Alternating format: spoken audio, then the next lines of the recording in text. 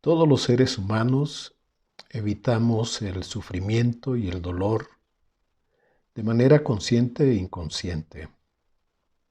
Sin embargo, Dios puede sacarle provecho a nuestra vida cuando pasamos por circunstancias difíciles.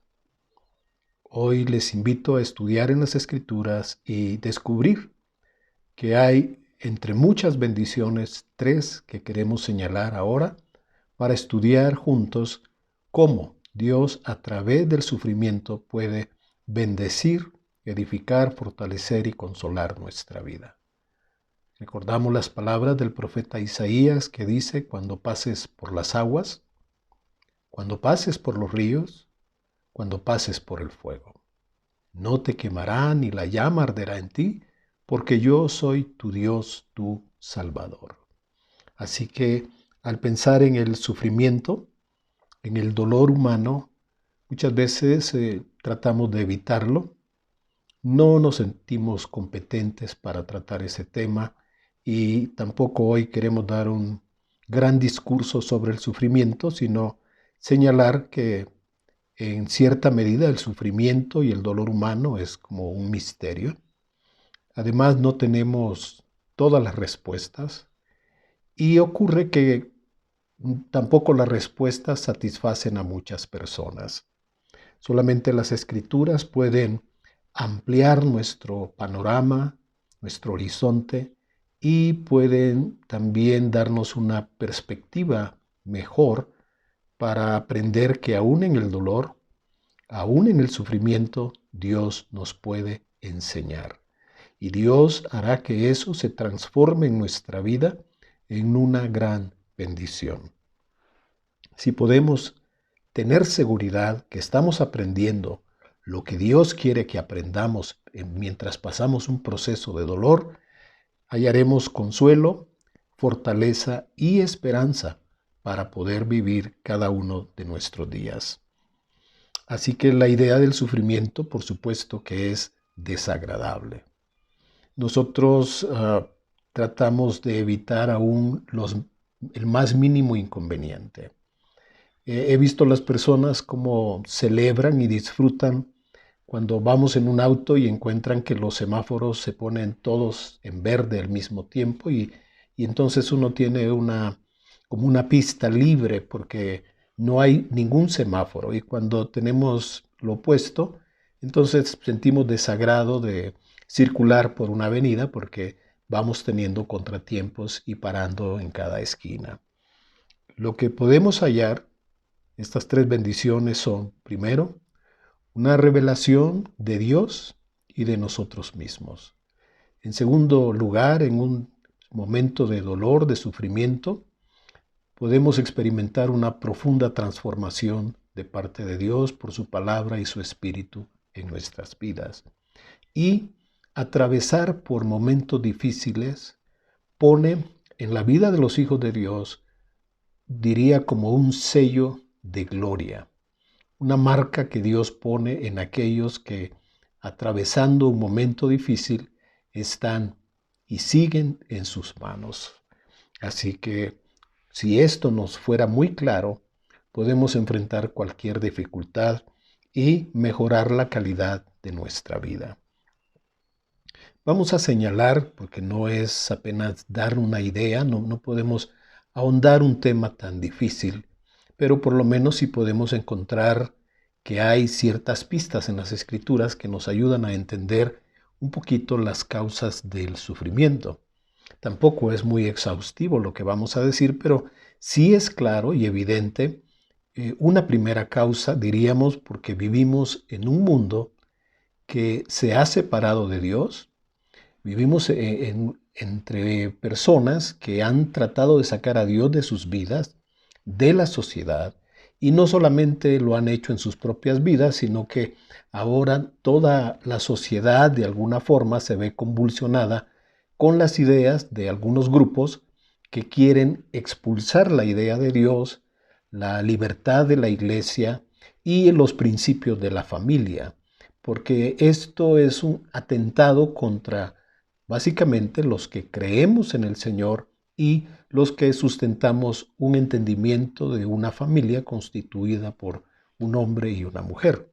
Estos pensamientos propios de este mundo caído, de este mundo alejado de Dios, desconectado de Dios, crea ciertas condiciones sociales, económicas, políticas, donde se da la corrupción, la injusticia, la explotación y la opresión.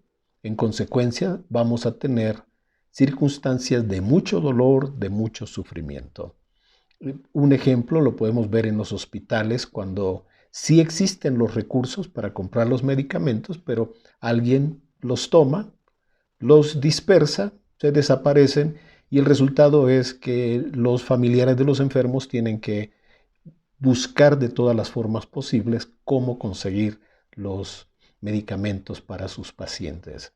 Lo mismo ocurre con la educación. Si hay recursos para mejorar las condiciones de educación en las poblaciones más necesitadas, sin embargo, esos recursos de alguna forma desaparecen y las condiciones nunca se mejoran.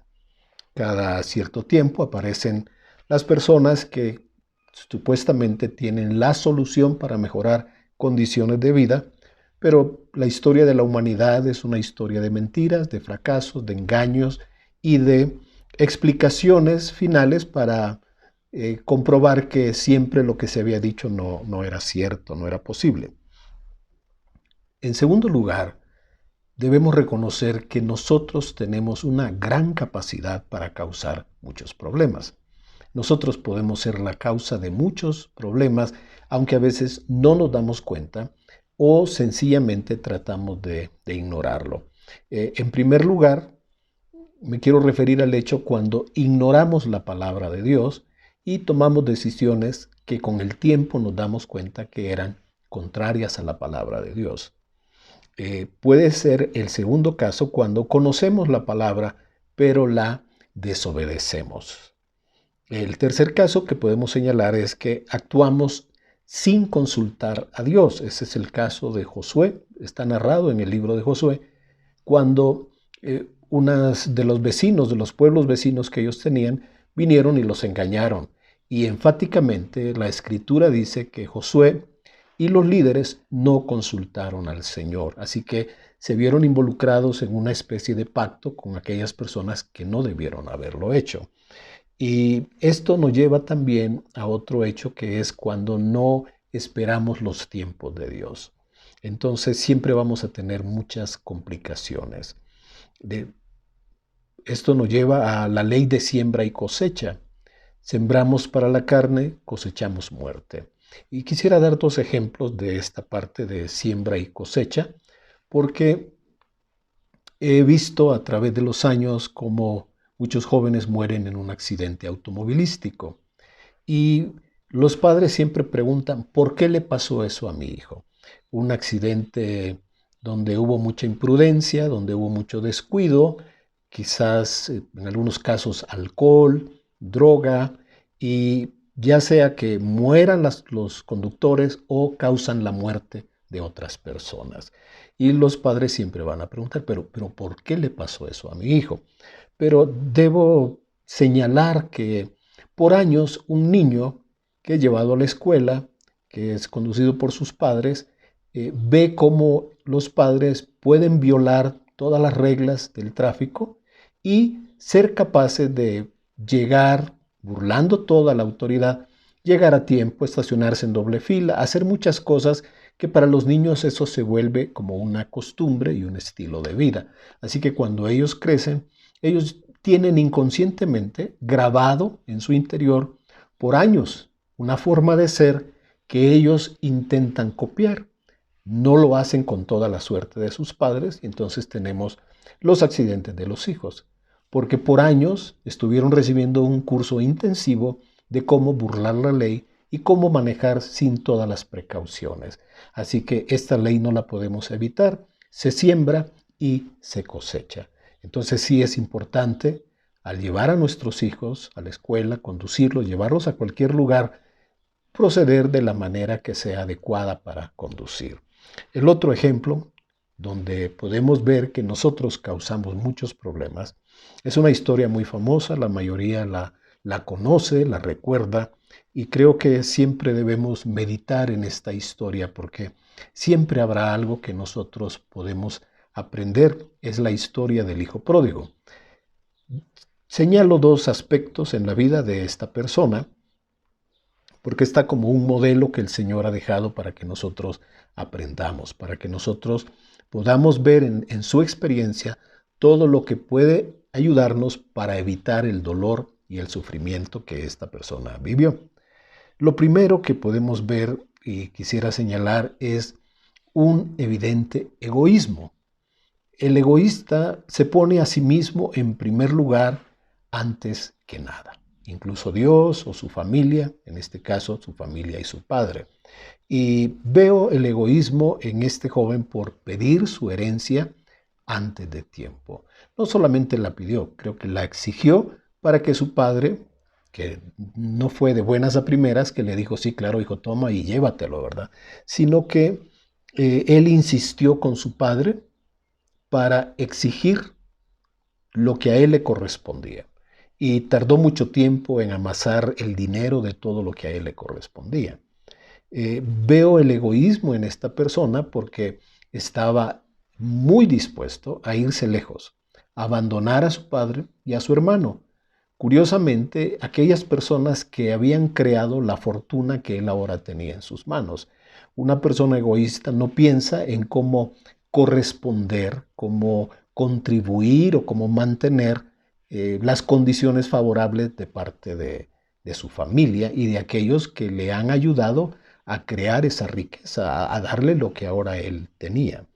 Y en tercer lugar, es notorio que este joven tenía su corazón en el dinero. No en la familia, ya vimos, no en su padre. Lamentablemente él tiene la intención de irse lejos. Él no tiene interés porque su padre va a envejecer. Él no tiene interés de ser una ayuda y un sostén en los últimos años de su padre. Él quiere hacer con su vida lo que siempre ha soñado, vivir a su manera. Y por lo menos podemos señalar la necedad de este joven como para rechazar el consejo de su padre, la dirección de su padre.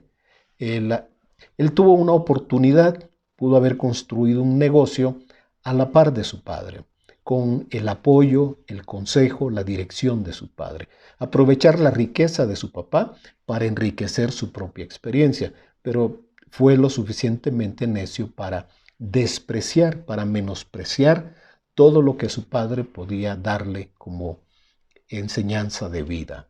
Y otra cosa más que es notorio su necedad es el hecho de que cuando él se fue, se rodeó de personas que lo explotaron, le ayudaron a destruir su economía, le destruyeron su vida moral, su vida espiritual y en consecuencia él perdió todo lo que tenía. Y ninguna de estas personas vino para ayudarle cuando llegó el momento de necesidad. Ahí todos desaparecieron. Muchas personas se acercaron a él solamente para ver qué obtenían, qué sacaban de provecho y al final lo abandonaron. Así que esta historia siempre hará una reflexión que nos puede ser útil a nosotros para comprender la vida y especialmente el caso de las personas, como lo vemos en él, que son egoístas y que son lo suficientemente necias para rechazar lo bueno que tienen a la mano y que están dispuestos a seguir un camino donde lo único que les espera es el fracaso. La tercera causa de sufrimiento que podemos señalar, y esta es la parte que a muchas personas le causa conflicto, ¿cómo es que Dios permite el sufrimiento? Hablamos de un sufrimiento que Dios de alguna manera ha preparado, ha diseñado y permite en la vida de sus hijos. El apóstol Pedro en el capítulo 5, versículo 10, nos da el panorama de esto y nos dice, mas el Dios de toda gracia, no perdamos de vista, Dios, incluso cuando permite esto, sigue siendo el Dios de toda gracia, de todo favor inmerecido.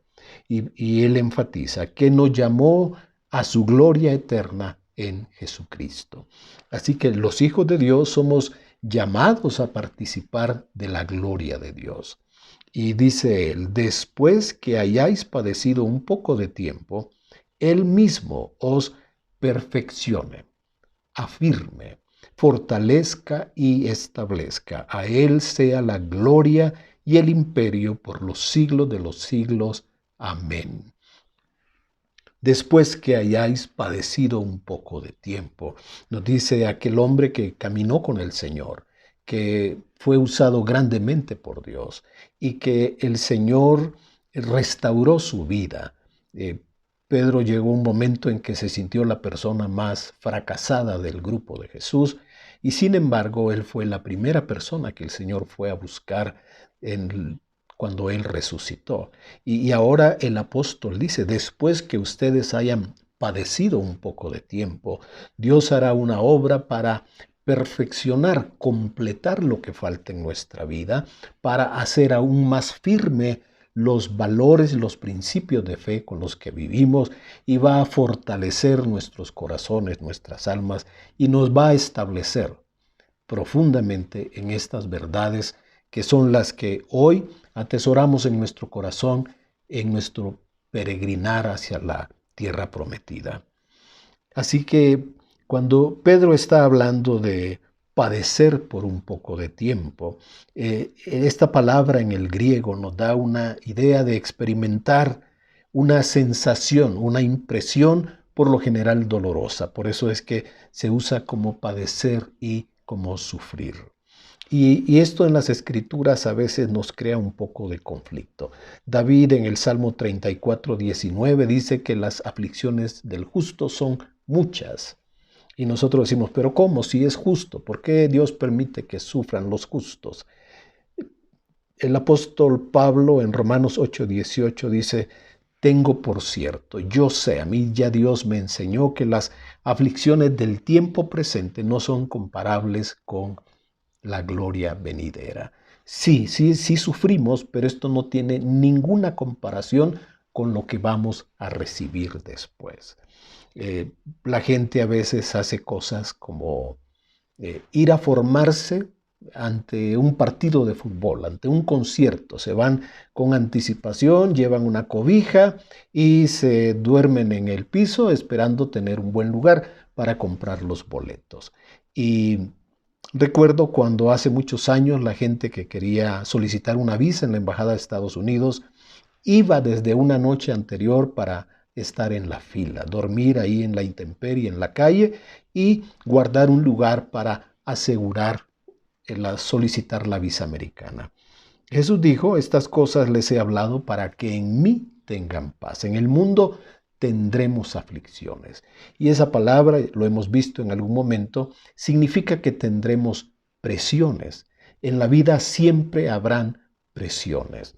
Es hermoso cuando la esposa se embaraza y espera un bebé. Es maravilloso. Así que esto desencadena un proceso de mucha alegría, de mucha emoción, y cuando llega el momento, entonces viene la tensión. Cuando el niño va a nacer, entonces son las carreras, los nervios, y todo ese proceso se vuelve de mucha presión para los padres y especialmente para la madre. Tendremos diferentes tipos de presiones y aflicciones en la vida. A veces digo, ya nosotros las provocamos, a veces el mundo que rechaza a Jesús nos provoca presiones. Hace cosas por fastidiar la fe, por hacer enojar a un hijo de Dios, por orillarle a que actúe de una manera contraria a lo que la Biblia enseña. Así que estaremos rodeados siempre de todo tipo de presiones, de momentos que son desagradables, de sufrimiento, de angustias, de preocupaciones. Esto es parte de la vida natural, pero también espiritualmente los hijos de Dios reciben un ataque de las tinieblas, de un mundo que ama la oscuridad y que hace presión contra los hijos de Dios.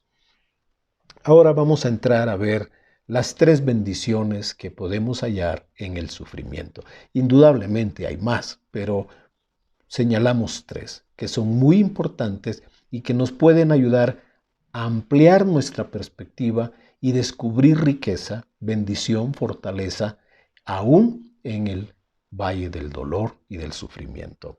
Lo primero que podemos señalar es que cuando estamos en las manos de Dios, siempre habrá revelación. Si atravesamos un periodo, un momento, un proceso de dolor, de sufrimiento, pero si Dios está en control de esas circunstancias, nosotros saldremos de ese proceso con una revelación más profunda de parte de Dios.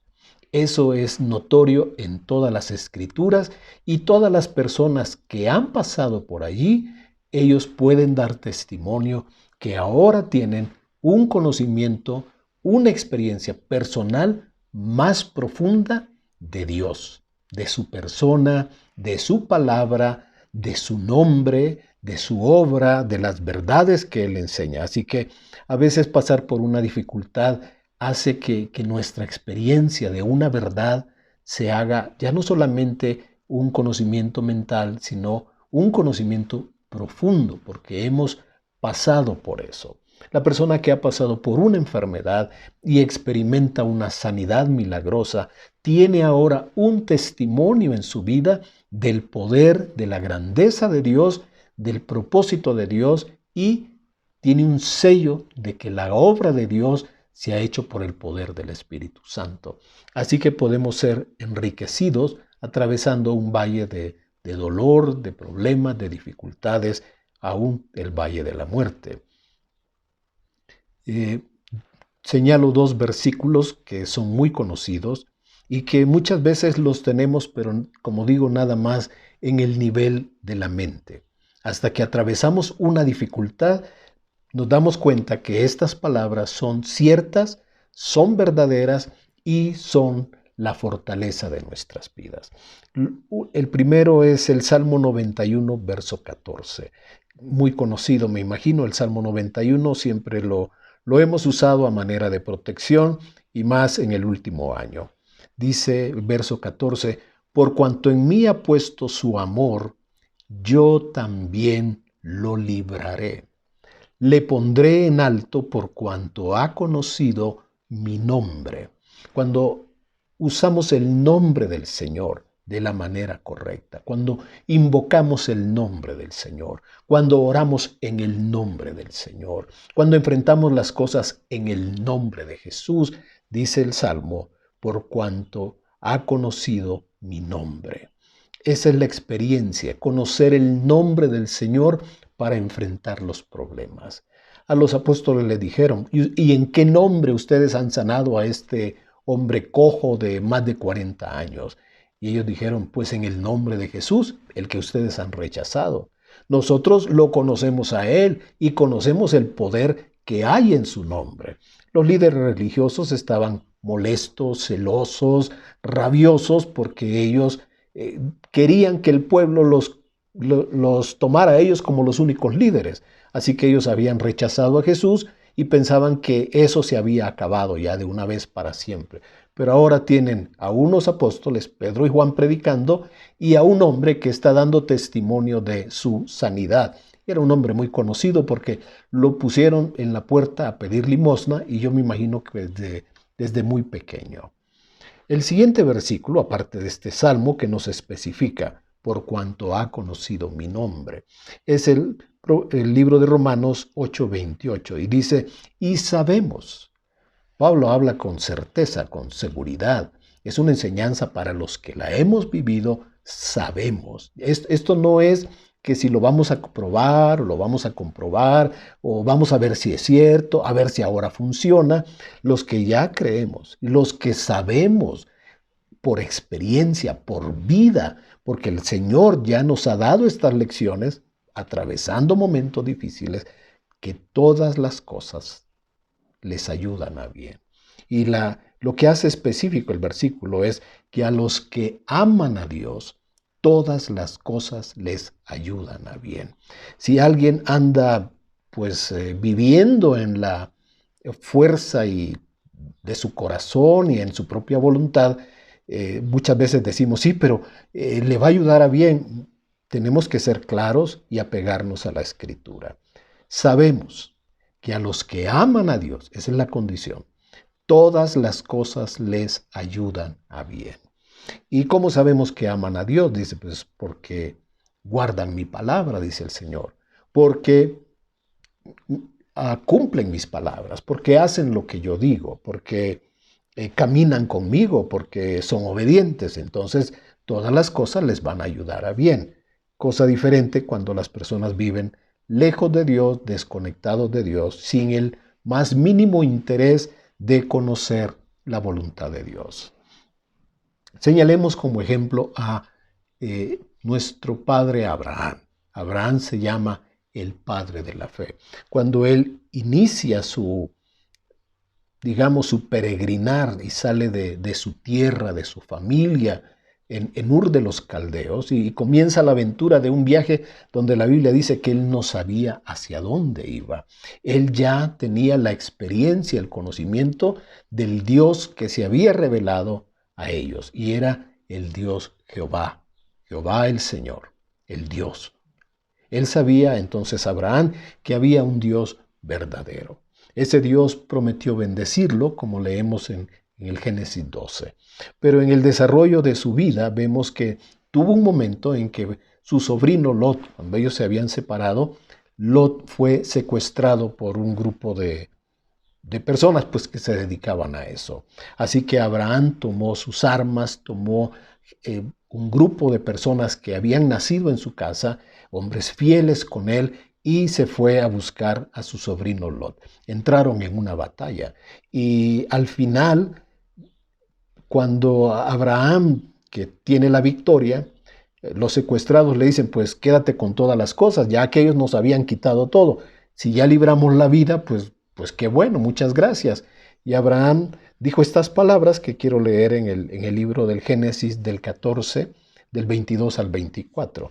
Y Abraham dice que le respondió al rey de Sodoma: he alzado mi mano a Jehová Dios Altísimo, Creador de los cielos y de la tierra, que desde un hilo hasta una correa de calzado, nada tomaré de todo lo que es tuyo, para que no digas, yo enriquecí a Abraham, excepto solamente lo que comieron los jóvenes y la parte de los varones que fueron conmigo. Ellos, los que me acompañan, ellos deben tomar una parte. Yo no. No vayas a decir que tú me has enriquecido a mí. Yo he levantado mi mano. Aquí está donde esto se vuelve sorprendente si estudiamos un poquito. Si solo lo leemos, pasamos por alto el evento. Cuando Abraham dice, he alzado mi mano a Jehová Dios Altísimo, él lo está diciendo, pues yo sé que Dios fue el que me ayudó. Él dice, yo sé que es Jehová el Elión, el Dios Altísimo, el Dios Todopoderoso, el Supremo, el más alto Dios. Se puede leer literalmente, yo he alzado mi mano a Jehová, el Dios más alto, el Elión. Ahora no solamente es Jehová el Todopoderoso. Abraham, me imagino, antes de ir a la batalla, pues oró, se encomendó a Dios, pidió la ayuda, el socorro, la victoria. Y eso hacen los que tienen fe. Ponen los planes, los proyectos en las manos de Dios, se fue a la batalla y tuvo la victoria. Pero ¿qué es lo que él dice? Yo he alzado mi mano. Él prometió, yo no le voy a tomar a estas personas absolutamente nada. No vayan a decir después que yo me enriquecí gracias a su dolor. Vemos que hay mucha justicia en el corazón de Abraham, pero en él hay un entendimiento que no solamente es su Dios Jehová, sino Jehová su Dios, el Todopoderoso. Hay otro momento en que es notorio que Abraham es usado para tener una revelación más profunda de Dios. Cuando Dios le dio un hijo, llegó un momento en que Dios le pidió que le entregara a su hijo. Y esto es muy fácil de entender cuando sabemos que entre ellos, entre Abraham y Dios, había un pacto. Lo de uno era del otro. Así que todo lo de Abraham es de Dios, todo lo de Dios es de Abraham.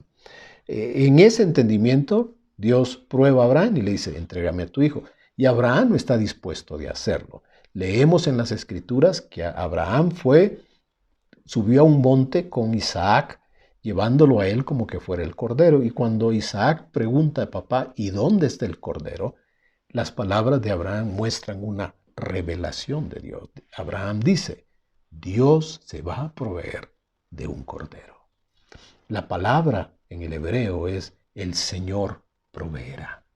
Aquí entendemos que Abraham, en un momento difícil para él, encuentra que Dios es el que provee. Dios hará algo milagroso, algo maravilloso. De eso está seguro Abraham, porque Dios provee. Y esa experiencia de él ha venido a ser la experiencia de muchas personas cuando llegamos al terreno de creer, confiar y depender de parte de Dios. Que Dios siempre proveerá un camino, una circunstancia, un trabajo, una oportunidad, abrirá una puerta. Dios siempre proveerá para que sus hijos no les falte el sustento, la ayuda, la dirección, lo que sea. Otra persona que nos puede enseñar a nosotros sobre la fe siempre va a ser Abraham, que es conocido como el padre de la fe. Ya no solamente es Abraham, ahora es Abraham. No solamente es un hombre padre de familia, ahora es el padre de multitudes. Así que podemos ver a Abraham antes de, después de. Cuando él tiene revelación y tiene entendimiento, él es otra persona. Ahora es otro hombre el que nos está hablando. Y a ese hombre es el que la Biblia llama el Padre de todos los creyentes. Y nos invita a nosotros a seguir las pisadas de Abraham. Por eso debemos todos tomar a Abraham como un ejemplo. Otra cosa que pasa cuando pasamos dificultades es que podemos llegar a tener una mejor comprensión de nosotros mismos. En momentos buenos, digamos, las personas no se cuestionan quién soy, por qué estoy aquí, por qué tengo esta vida, pero cuando la vida nos sacude, cuando ocurren cosas que son difíciles de manejar, de sobrellevar, entonces nos hacemos las preguntas cruciales. Bueno, ¿y quién soy yo? ¿Es real todo lo que estoy viviendo? ¿Hay un propósito en todo esto? ¿Es real Dios? ¿Es real? ¿Hay un provecho de mi dolor, de mi sufrimiento? ¿Qué va a pasar conmigo? ¿Me voy a morir? ¿Qué va a pasar en mi casa, con mi familia, con los pagos, etcétera? Pues cuando pasamos dificultades, Dios busca una manera de llamar nuestra atención y de enseñarnos. El pasaje famoso de Deuteronomio 8, en los versículos 2 y 3, Dios le dice a Israel, y te acordarás de todo el camino por donde te ha traído Jehová tu Dios estos 40 años en el desierto para afligirte, para hacer un poco de presión, para probarte. Probarte no porque Dios no supiera lo que había en el corazón, porque Dios sabe lo que hay en el corazón. Pero cuando Dios nos lleva a una experiencia difícil, nuestro corazón es probado. Cuando nosotros pasamos por momentos difíciles, aflora la queja o la oración, la confianza en Dios o el hablar desmedidamente, el darle rienda suelta a nuestra queja, dolor, a todo lo que nosotros hemos acostumbrado como una forma de vida. Dice el Señor, te he llevado 40 años en el desierto para afligirte, para hacer un poco de presión, para probarte, para saber lo que había en tu corazón, si habías de guardar o no sus mandamientos, y te afligió. O sea, Dios sí permitió momentos difíciles. Dios permitió que experimentaran un poco la sed y experimentaran un poquito de hambre. Y entonces, ante todas esas dificultades, Dios fue proveyendo. La respuesta que debió haber dado Israel era confiar en Dios.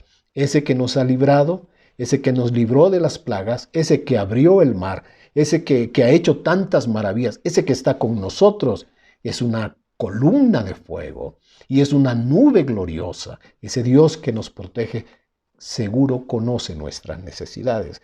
Así que ellos debieron haber confiado, pero lo que tenemos en la historia del Éxodo es una queja constante. No solamente se quejaron de las condiciones, sino que tentaron a Dios, cuestionaron su honor, su palabra, sus buenas intenciones, sus buenos propósitos, y que aquel proyecto que Dios les estaba llevando no iba a prosperar. Nos trajeron a morir. Lo dijeron tantas veces que al final el Señor dijo: será hecho como ustedes han dicho. Morirán en este desierto. Muy importante entender esta parte. Al final Dios los trató de acuerdo a sus propias palabras. Por eso debemos tener cuidado lo que decimos, aunque sea en broma. Porque muchas personas dicen: bueno, pero es que solo estoy bromeando. Tú debes tener cuidado y cerrar tu boca con sabiduría para no hablar muerte y maldición en tu vida o en tu casa. Y sigue diciendo el versículo: y te afligió y te hizo tener hambre y te sustentó con maná, comida que no conocías tú ni tus padres la habían conocido, para hacerte saber. Aquí viene: para enseñarte que no solo de pan vivirá el hombre, mas de todo lo que sale de la boca de Jehová vivirá el hombre. Una gran lección que todavía muchas veces no alcanzamos a entender. Nuestros estómagos están familiarizados con cierto tipo de alimento y alimento que nos hace daño. Y así que cuando a alguien se le habla de cambiar ese alimento que le está restando vida, las personas se resienten, se quejan. Y cuando se le dice a una persona que haga ciertos cambios en su dieta, inmediatamente pues sale lo que brota de su corazón. ¿Y ahora qué vamos a comer? Entonces no puedo comer nada. Cuando reducir el azúcar, los refrescos azucarados, reducir un pan que no te nutre y tomar ciertos alimentos demasiado grasosos, la dieta de los que decimos nosotros dietas mortales, grasas, tacos callejeros, taco de toda clase de cosas, las famosas carnitas. Así que toda esa grasa y todo ese colesterol te va a restar años de vida. Entonces, cuando a una persona se le sugiere, porque uno ya ve que no le cierran la camisa, que el pantalón ya se está a punto de reventar y que se conviene, que es bueno hacer un ajuste en su vida, pues las personas se sienten ofendidas, molestas, incómodas, y dicen: pues ahora no voy a comer nada, pues ahora me voy a morir de hambre. Y en lugar de tener un aprendizaje, normalmente los seres humanos tendemos fácilmente a quejarnos. Así que en el desierto Israel tuvo una oportunidad de aprender que no solamente de pan vivimos, que cada adversidad era un motivo para confiar en el Señor. Y encontramos al final del Apocalipsis, en el libro de final de que es el Apocalipsis, que la iglesia de la Odisea está pasando por una etapa en que primero tuvieron la fe y el amor para el Señor, pero ahora dice: yo conozco tus obras, que no eres frío ni caliente, eres tibio. Estás en una condición donde dice el Señor: te vomitaré de mi boca. Y es que bajo presión ellos no habían pasado por eso, tenían algunas comodidades, por eso podían decir: soy rico, me he enriquecido, de ninguna cosa tengo necesidad. Y dice: pero en realidad no sabes que eres un pobre, ciego, desnudo, miserable, desventurado, que tienes una condición delante de Dios totalmente en la ruina. Lo que tú has ganado en tu vida natural y que te hace creer que eres triunfador, persona de éxito, que eres muy feliz y que tienes todo bajo tu control, en realidad solamente está dando evidencia que te has alejado de Dios, te has desconectado, estás viviendo lejos de su palabra, has apagado su espíritu, ya no escuchas su voz y estás entonces en una condición miserable, desventurado, pobre, ciego. Y ya para pensar en las bodas del Cordero y pensar en la reunión que tendremos con Él, estás desnudo. No tenemos entonces los elementos que nos hacen disfrutar de la gloria que pronto vendrá. Bajo presiones que nosotros podemos reconocer que no hemos orado suficiente, que no hemos leído suficiente, que no hemos compartido del Señor suficiente. Y la presión, indudablemente, Dios siempre la va a usar para revelarse Él y para que nosotros podamos reconocer nuestra propia condición.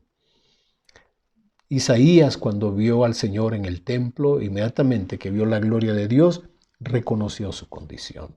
Habito entre un pueblo de labios inmundos. Y pudo él experimentar lo que ahora vamos a ver, la transformación, porque en un momento de aflicción, de dolor, y ahí podemos ver que Dios se va a revelar. Y en esa revelación vendrá a nuestra vida una poderosa transformación por el poder del Espíritu Santo.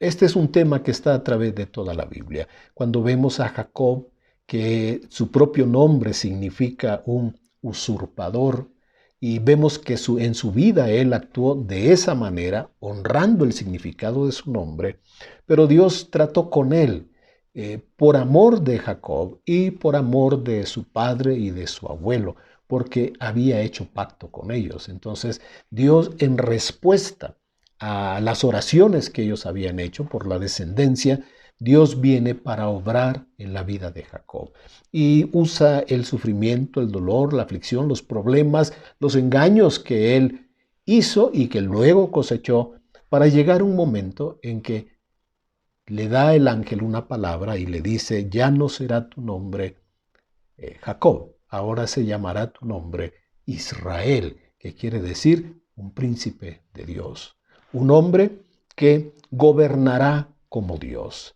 y da el origen al pueblo de Israel, como ahora nosotros lo conocemos.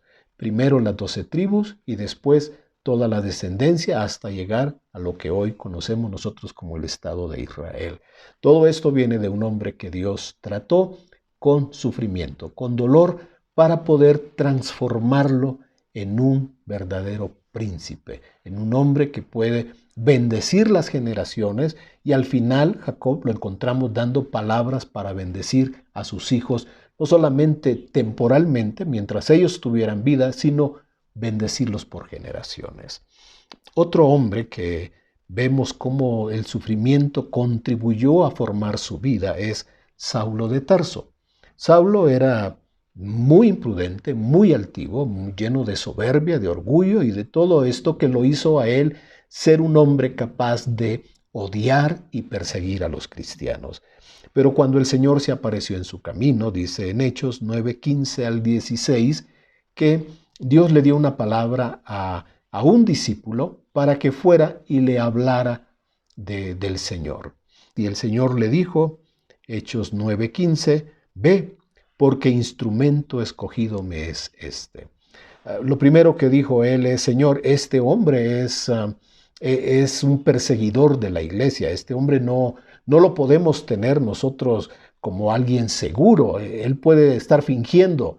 Y el Señor le dice: no, le dice, ve, porque yo empecé una obra en él. Ve, le dice, porque instrumento escogido me es este.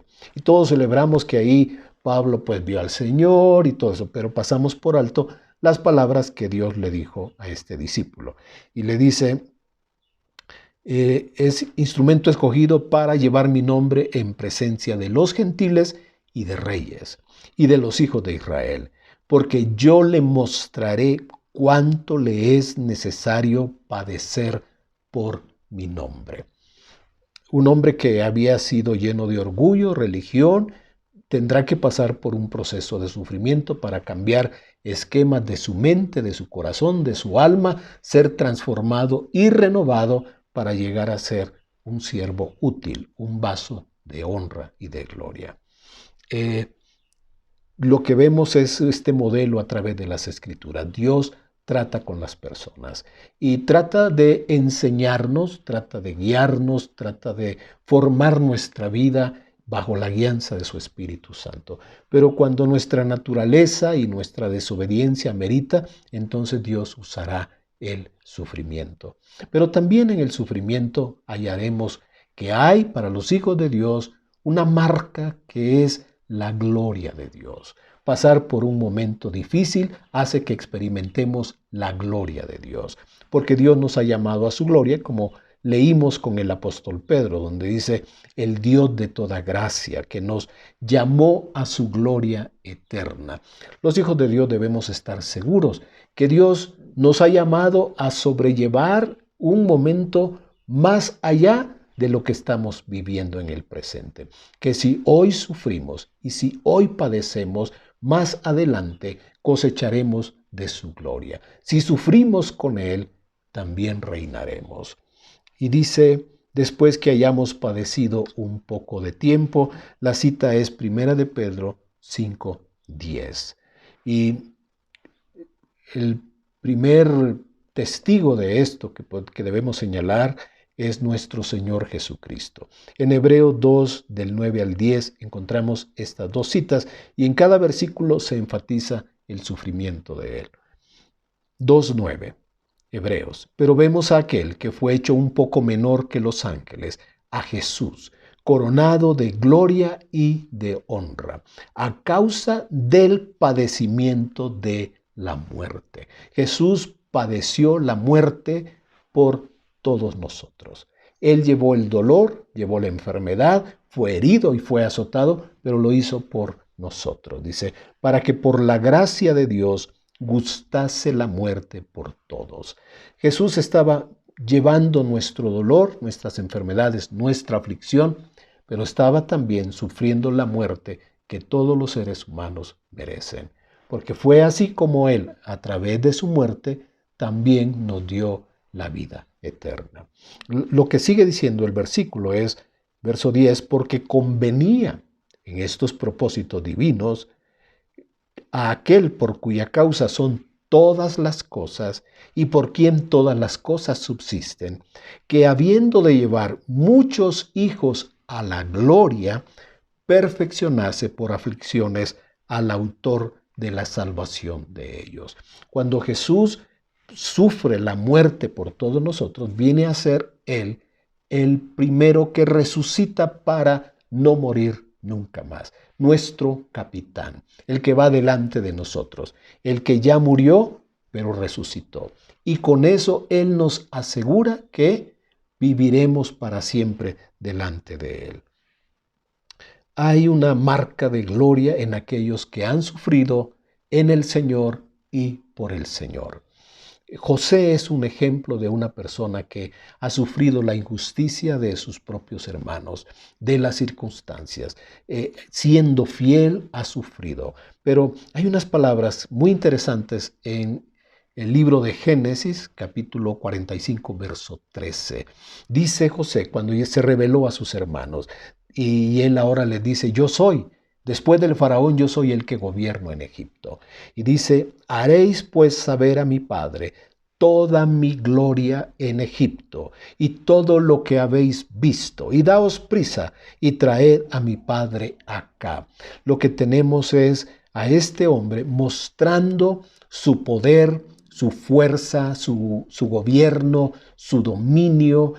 Todo mundo hacía reverencia ante José, todos se callaban ante él era el que daba las palabras, él era el que daba las instrucciones, las órdenes. Egipto era gobernado prácticamente por su palabra.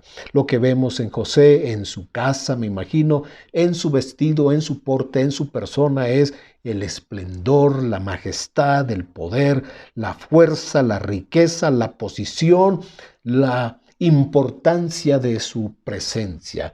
Me imagino que una habitación donde José entrara, inmediatamente era opacada por su presencia. Todo lo que había ahí se sujetaba a José. Donde él llegaba, las personas se tenían que postrar, hablarle con respeto, seguir las instrucciones. Nadie iba a discutir lo que él decía, así que podemos ver que había alrededor de José, en todo lo que él hacía, un ambiente de gloria. Gloria humana, pero nos da la idea porque en el hebreo es la palabra kabod, que nos refleja precisamente luz, gloria, esplendor, majestad de aquel personaje tan importante, tan imponente, digamos. Y eso mismo se refiere, pero en otra magnitud, cuando habla de la gloria de Dios. Si un hombre puede manifestar todo esto, ¿cuánto más nuestro Dios? Hablando del sufrimiento, 3 hombres fueron a un horno de fuego y ahí experimentaron que el poder de Dios los libraba. Vieron la gloria de Dios porque 1, no se quemaron. 2, no había olor del humo en sus cuerpos, en sus vestidos. Y todos sabemos que el humo se pega a la ropa y se pega a nuestro cabello. Pero el detalle más sobresaliente, lo más glorioso, era que alguien especial había estado con ellos en ese momento. Y los libró de ser quemados. El poder de aquel fuego fue avergonzado. Todo lo que ellos experimentaron en aquel momento hizo que fuera evidente que la gloria de Dios había guardado sus vidas. Otro caso muy importante es Esteban. Esteban fue un hombre que sirvió al Señor y que en un momento fue rechazado por él. Él estaba lleno del Espíritu Santo, de sabiduría, estaba predicando el Evangelio, sirviendo a Dios. Pero nuevamente los líderes religiosos tenían celos, incitaron a la multitud para matarle. Esteban fue apedreado, pero dice en Hechos 7:55, pero Esteban, lleno del Espíritu Santo, puesto los ojos en el cielo, vio la gloria de Dios y a Jesús que estaba a la diestra de Dios, y dijo: he aquí veo los cielos abiertos y al Hijo del Hombre que está a la diestra de Dios. En un momento, antes de morir, la gloria de Dios está sustentando la vida de este hombre. Morir apedreado es una muerte muy dolorosa. Hay mucho sufrimiento en eso, pero todo eso fue cubierto por la gloria de Dios. Esteban muere como un mártir, el primer mártir de la iglesia. Muere dando testimonio de su fe, de su entrega a Jesús, y que en el momento final de su vida la gloria de Dios está presente. Voy a terminar señalando el caso que considero muy especial en la Biblia, porque no es una persona importante, porque no es un hombre del cual pudiéramos nosotros disfrutar ser amigos, convivir con él, haberlo llamado a nuestra casa, haberlo invitado, pero es un hombre muy importante para Dios. Y quiero hablar del mendigo llamado Lázaro. Dice la historia de Lucas capítulo 16, versículo 19, que en realidad todos los honores estaban para un hombre rico del cual no se tiene ni siquiera su nombre. Y este se vestía de púrpura. Era un vestido, un tejido muy caro, por la pureza del hilo y por el teñido de esta tela y del lino fino. Así que este hombre también dice que hacía cada día banquete con esplendidez. Un hombre con mucho poder adquisitivo, con mucha capacidad, con muchos sirvientes y con un gran estómago, con un apetito muy refinado, porque todos los días hacía banquete. Es lo único que tenemos de él, dice, y lo hacía con esplendidez. Ese tipo de personas que disfrutan la comida son muy felices comiendo. Pues así tenemos el caso de este hombre del que no tenemos tampoco su nombre. Pero aquí empieza lo interesante. Dice, había un mendigo. Aquí está lo que llama nuestra atención y hace a este personaje una persona muy especial. Un mendigo llamado Lázaro, que estaba echado a la puerta de aquella casa, lleno de llagas, y ansiaba saciarse de las migajas que caían de la mesa del rico, y aún los perros venían y le lamían las llagas. El cuadro que tenemos contrasta con la riqueza y la opulencia de este hombre rico. Este está vestido de lo más fino, tiene en su casa toda clase de sirvientes, tiene todos los recursos, tiene toda clase de alimentos y cada vez que él se sienta es una fiesta, hay demasiado alimento y cada día hace banquetes con esplendidez. Lo opuesto es este hombre enfermo, un hombre que no tiene una buena condición, no tiene una buena posición, está enfermo, es un mendigo, no tiene recursos, no tiene nada a favor, y los que parece que pueden sentirse bien son los perros que llegan a lamer las llagas. Pero ahora viene lo interesante, lo glorioso. Aconteció que murió el mendigo y fue llevado por los ángeles al seno de Abraham, y murió también el rico y fue sepultado. Y en el Hades, el lugar de los muertos, alzó sus ojos. No era que había entrado en el sueño y ya no era consciente de nada. Más bien, cuando él despierta, después de muerto, descubre que está en tormentos y en medio de aquellos vio de lejos a Abraham y a Lázaro en su seno. Este es el contraste que encontramos en la Biblia. Un hombre que lo tiene todo en la vida y al final descubre que nada de lo que él hizo le va a servir. Y un hombre que no tenía nada y sin embargo ahora lo tiene todo. Y me llama la atención el caso de su muerte. ¿Qué había en Lázaro para que los ángeles vinieran por él? ¿Qué había en el corazón de este hombre que hizo que Dios moviera la corte celestial a favor de él y que la muerte de Lázaro fuera gloriosa?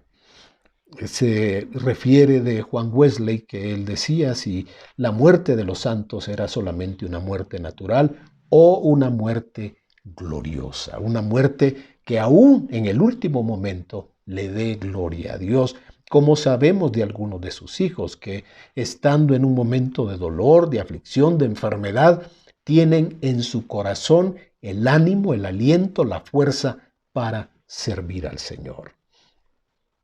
Podemos decir a manera de conclusión que cada uno vive el sufrimiento de diferentes maneras, dependiendo lo que ha atesorado en su corazón. Y debemos hacernos una pregunta y responderla con toda honestidad. ¿Hay algo peor que el sufrimiento? ¿Habrá algo peor que el sufrimiento? Entiendo a la luz de estas escrituras que sí. Sí hay algo peor que sufrir y sufrir lo peor en la vida. Y sería sufrir y no aprender. Salir de un proceso de dolor sin revelación de Dios, ignorando nuestra condición espiritual, sin ser transformado y sin tener idea de la gloria de Dios. Israel en su proceso de pasar el desierto, podemos ver que viene a ser para nosotros un espejo. Ellos pasaron dificultades, pero no aprendieron. Al final vemos que los que disfrutaron la tierra prometida, de todos aquellos adultos solamente fueron 2 personas, Josué y Caleb, porque había en ellos un corazón más dispuesto a seguir a Dios que ver las circunstancias y quejarse de ellas. En Números 14:33 dice la Escritura: vuestros hijos andarán pastoreando en el desierto 40 años, y ellos llevarán vuestras rebeldías.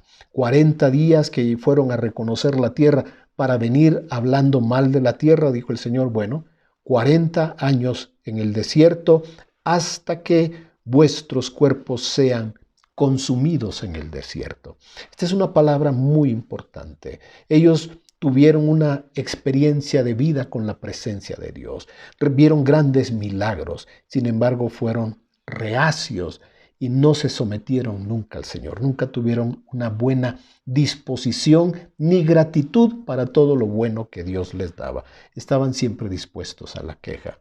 En el libro de Josué dice: los hijos de Israel anduvieron por el desierto 40 años, capítulo 5, verso 6, hasta que todos los hombres de guerra que habían salido de Egipto fueron consumidos, por cuanto no obedecieron a la voz de Jehová. Se consumieron.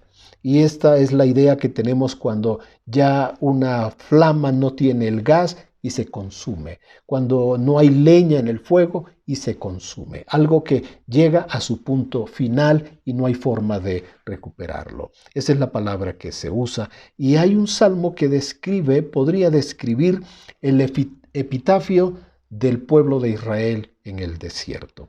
Lo encontramos, esta escritura, en el Salmo 78, versículo 33. Nuestra versión 60 lo dice de esta manera: que ante toda la rebelión de Israel, el disgusto que tuvieron como pueblo de Dios, el desobedecer a Dios, el tentar a Dios, al final dice: por tanto consumió sus días en vanidad. Nuevamente aparece esta palabra consumir. Consumió sus días, pero pongamos mucho cuidado a esta expresión. Consumió sus días en vanidad. Vanidad significa lo que no vale, lo que no tiene valor. La vanidad Sería como ganar en un juego de cartas en la casa, un juego donde se gane dinero como Monopolio y la persona piensa por un momento que es rico porque tiene muchas propiedades.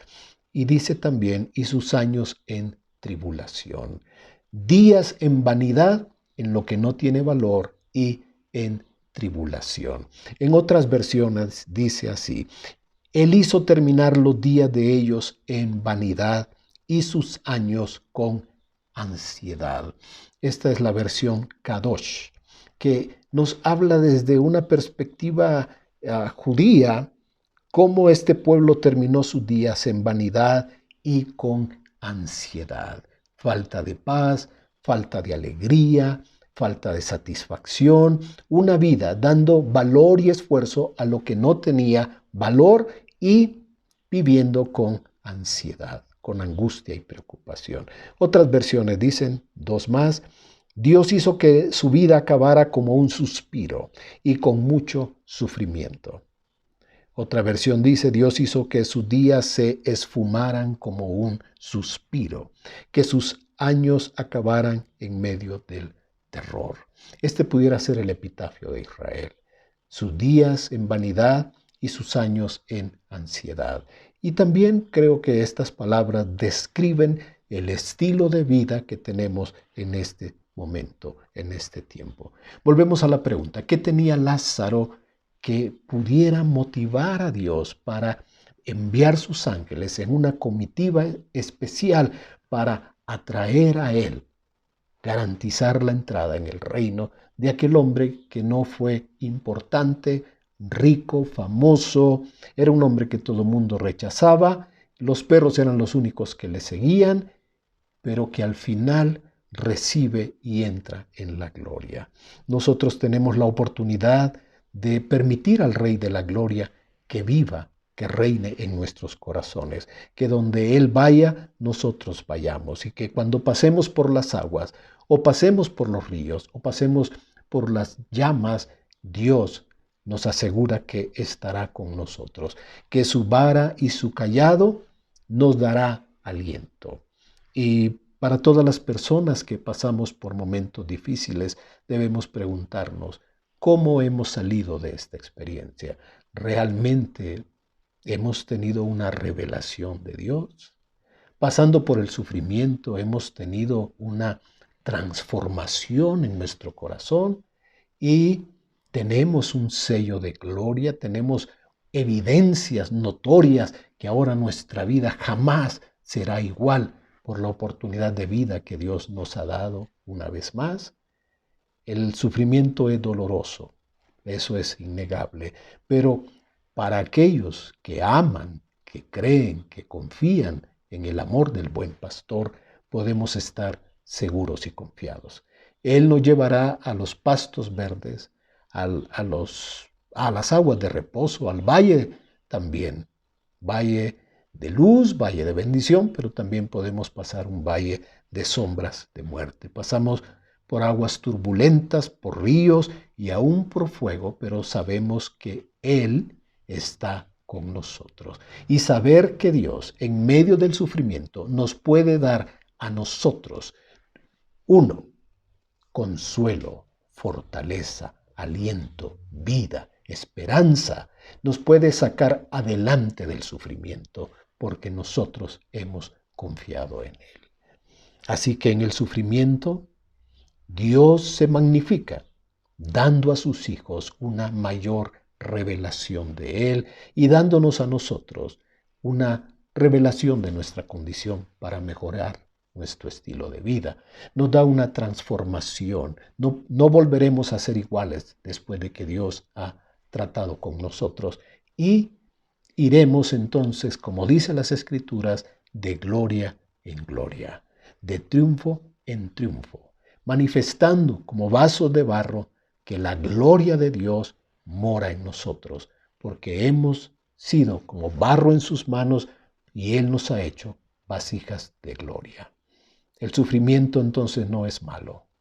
Puede darnos a nosotros la oportunidad de crecer, de tener un mayor conocimiento de Dios y de nuestro corazón.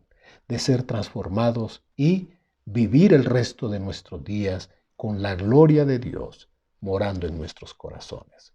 Deseo que medites en estas palabras y que le halles el sentido que hará que tu vida tenga no solamente fuerza, también consuelo, y pueda ser un instrumento de esperanza para todos los que te rodean. En tu casa con tu familia, en el trabajo con las personas que te relacionas o en la calle con cualquiera que encuentres, pueda ser un testigo de Jesús que da evidencias que tiene victoria aún en medio del sufrimiento. Que el Señor te bendiga y te ayude. Oremos. Padre, gracias. Gracias porque tu Hijo a través del sufrimiento nos trajo vida, nos trajo salvación, nos trajo el perdón de pecados, nos limpió de nuestras culpas, de nuestras faltas.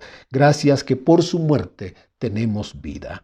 Gracias, Señor, que ahora tenemos esperanza de vida eterna y ahora tenemos seguridad que por sus llagas nosotros somos curados y que aquello que es imposible hoy ante los hombres, para ti es posible porque tu Hijo llevó nuestro dolor, nuestra aflicción, nuestros pecados, nuestras faltas, nuestras iniquidades para perdonarnos, para limpiarnos y darnos el honor de ser llamados hoy tus hijos. Y el día que tú vengas, te veremos tal como tú eres. Gracias por la esperanza y seguridad de vida eterna. Y gracias porque estas palabras le dan fortaleza a nuestro corazón y podemos enfrentar la adversidad y aún el sufrimiento con plena confianza que estamos en las manos del Padre y que nadie arrebata las ovejas de tu mano, que nadie arrebata las ovejas de tu mano, Señor Jesús. Muchas gracias. Lo pedimos en tu nombre, Señor, para que tu pueblo, por el poder del Espíritu Santo, tenga consuelo, fortaleza a través de este conocimiento y del entendimiento que aún en el dolor y el sufrimiento tú sacas provecho para glorificarte en nuestras vidas. En el nombre de Jesús, amén. Amén. Que el Señor te bendiga, que ensanche tu corazón, te fortalezca, te consuele, te anime y también tu vida se vuelva un bálsamo para todos aquellos que te rodean. En el nombre de Jesús, amén. Amén.